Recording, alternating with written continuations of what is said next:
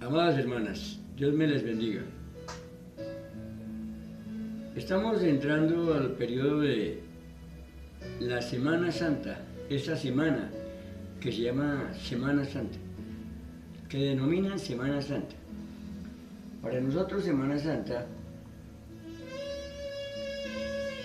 no es una sola semana. Se comprende que desde que el Señor Jesucristo murió, todos los días son santos. En esos días la gente tiene un seguimiento de ir a mirar las iglesias, los monumentos, en fin, infinidad de cosas que tradicionalmente hacen cada año, viernes, jueves y viernes santo. Van y miran al Señor caído, miran allá en los lugares de ritualismo, de tradicionalismo y donde se va a llevar romerías, mirando al Cristo caído, al Cristo crucificado, sepultado, bueno, en fin, un género de cosas. Pero yo quiero que abra usted su Biblia, allá en la epístola de Pablo, segunda de Corintios, capítulo 5, versículo 14, y leamos esas citas bíblicas.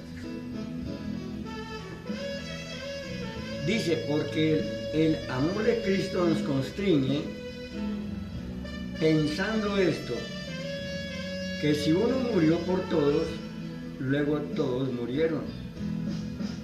Y por todos murió para que los que viven ya no vivan para sí, sino para aquel que murió y resucitó por ellos. O sea que el Señor el resucitado está vivo, no está muerto. En el versículo 16 dice muy claramente, de manera que nosotros de aquí en adelante, póngale cuidado, de aquí en adelante, a nadie conocemos según la carne. Y aún, nótelo, aún si a Cristo conocimos según la carne, ya no lo conocemos así. Porque vuelve y dice en el versículo 17, de modo que si alguno está en Cristo, nueva criatura es. Las cosas viejas pasaron, he aquí todas son hechas nuevas. Haciendo un recuento de lo que la palabra de Dios nos manda, lo que el apóstol Pablo escribió como consejo, es que nosotros no tenemos que mirar a Jesús crucificado, ni mirarlo en una urna caído, ni ir a una procesión, ni ir a mirarlo de manera lamentable. Nosotros sabemos que Él sufrió, sí, por usted y por mí padeció, pero no tenemos que recordarlo ahí muerto, ni recordarlo como sufrió en la carne, porque Él murió, pero la victoria que Él nos dio es que Él resucitó y subió al cielo y está a la derecha del Padre. Tenemos que tener, diga usted, un recuerdo, y el recuerdo de que Él sufrió ese dolor por nosotros, sí, sufrió una tortura, un calvario, pero eso lo hizo una sola vez.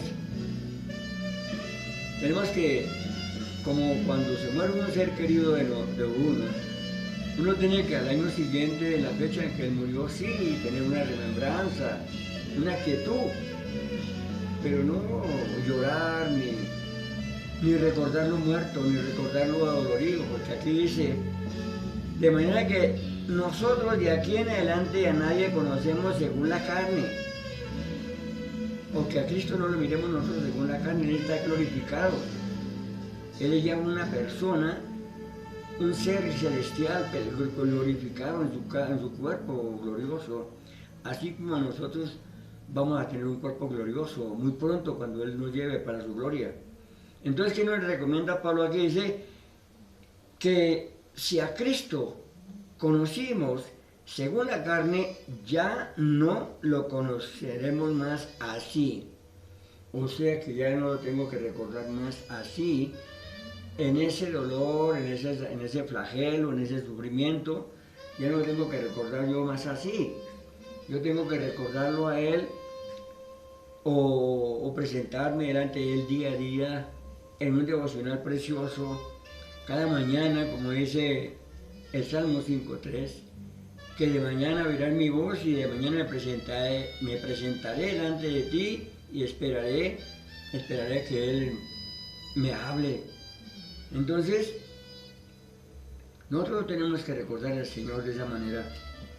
Tenemos que enseñar que Él está vivo y que no está muerto y que Él se levantó de esa tumba de dolor, de sacrificio, y hoy nos está mirando y está esperando y velando y recordando por nosotros qué es lo que estamos haciendo para Él, bien o mal. Revisemos Gálatas capítulo 5 también y miremos lo que Dios nos dice. Digo pues,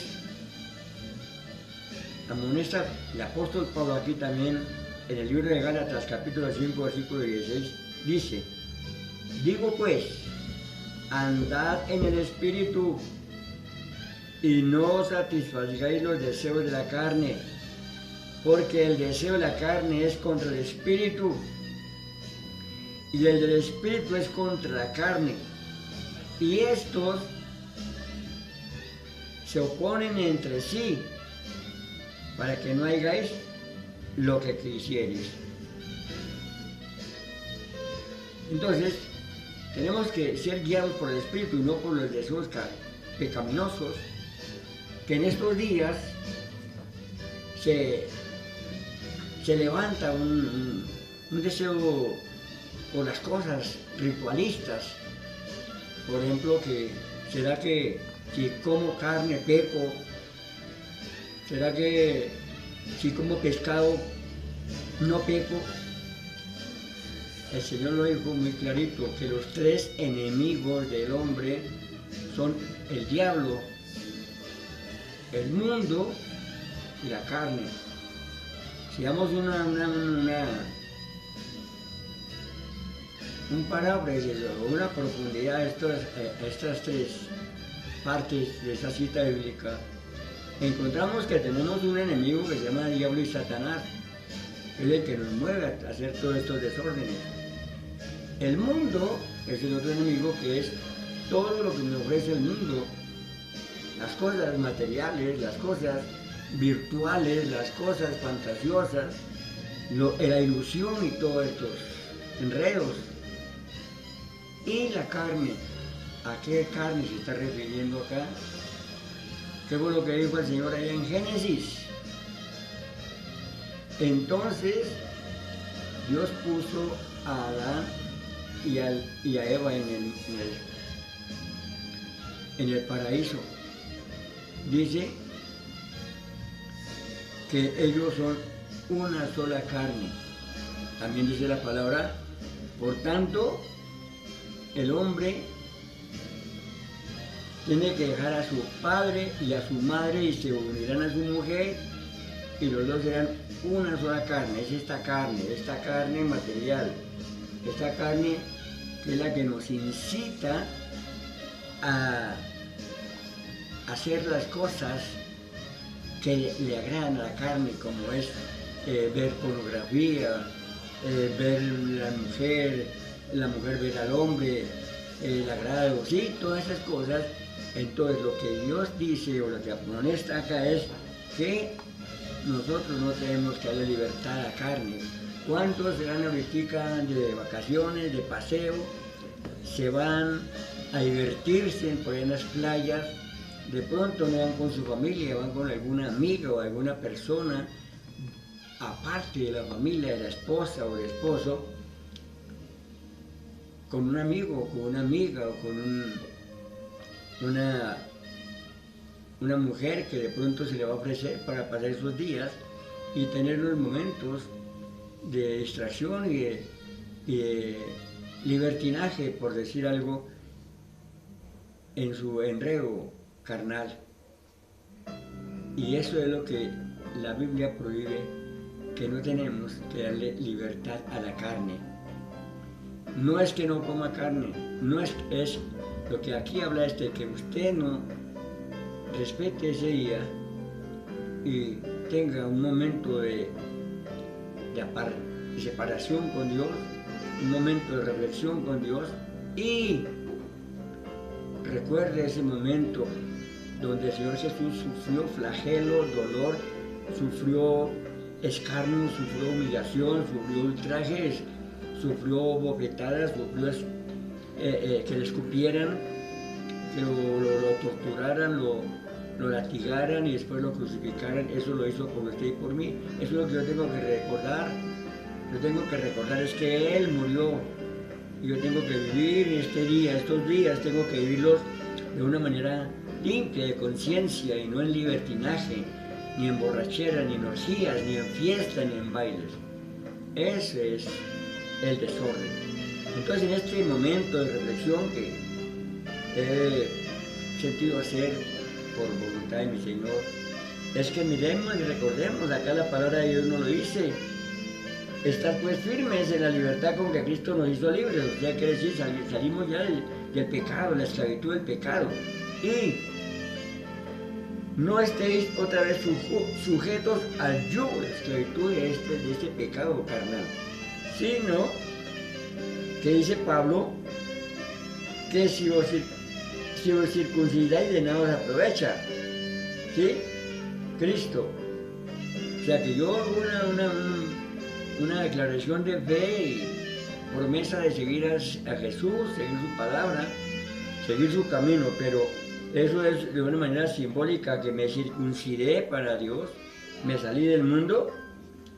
Entonces, aquí me está diciendo que no tengo que estar sujeto a la esclavitud del yugo, del pecado, sino mirar que Cristo circuncidó mi corazón y hoy pertenezco a Cristo y tengo que agradarlos a Él. Yo, como una persona cristiana que entendí que Él dio su vida por mí, que ahorita soy una persona libre, que no tengo prejuicios de acusaciones, ni estoy en cantina, ni estoy enredado en cosas vulgares, sino que estoy apartándome para Dios, haciendo unas solas con Dios, ¿sí? Es para honrarle y glorificarle estos días. Se llama Semana Santa, pues ¿por qué no lo hacemos desde el lunes santo? ¿Sí? O martes santo, por ejemplo, mañana celebran el Día de los Ramos. Si usted supiera que es el simbolismo de los ramos, no haría eso, porque eso no es lo que habla la palabra de Dios. El simbolismo de los ramos es para el pueblo hebreo, el pueblo judío que está esperando a su Mesías. El Señor Jesús ya llegó a nuestras vidas. Entonces yo no tengo que seguirle haciendo jolgorio con los ramos. Los que no han aceptado a Jesús son los que hacen ese ritualismo. Entonces, dice: hermanos, si alguno fuere sorprendido en alguna falta, vosotros que sois espirituales, restaurarle con espíritu de mansedumbre, considerándote a ti mismo, no sea que tú también seas tentado. Nosotros tenemos que mirar que Dios nos dio su santa palabra y que si nos dio la palabra es para que nosotros nos enteremos de que nos ha sacado de la ignorancia, de la esclavitud de la religión, lo que van a practicar ahorita todas las gentes que no le haya entregado su vida al Señor Jesús. Usted ya le entregó su vida al Señor. Usted es libre de todos estos rituales, de todas estas visitas a las iglesias, a mirar los tales monumentos que se hacen en los rincones de las iglesias tradicionales. ¿Por qué no se va usted al rincón y hace un altar para Dios precioso?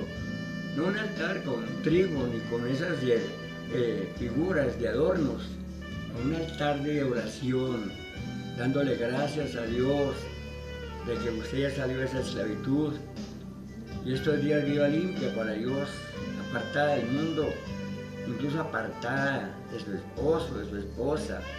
¿Sí? Saquen ese tiempo para Dios en reflexión y adoren a Dios. Démosle gracias a Dios, que es el que nos ha libertado de este yugo de esclavitud. Dios me les bendiga.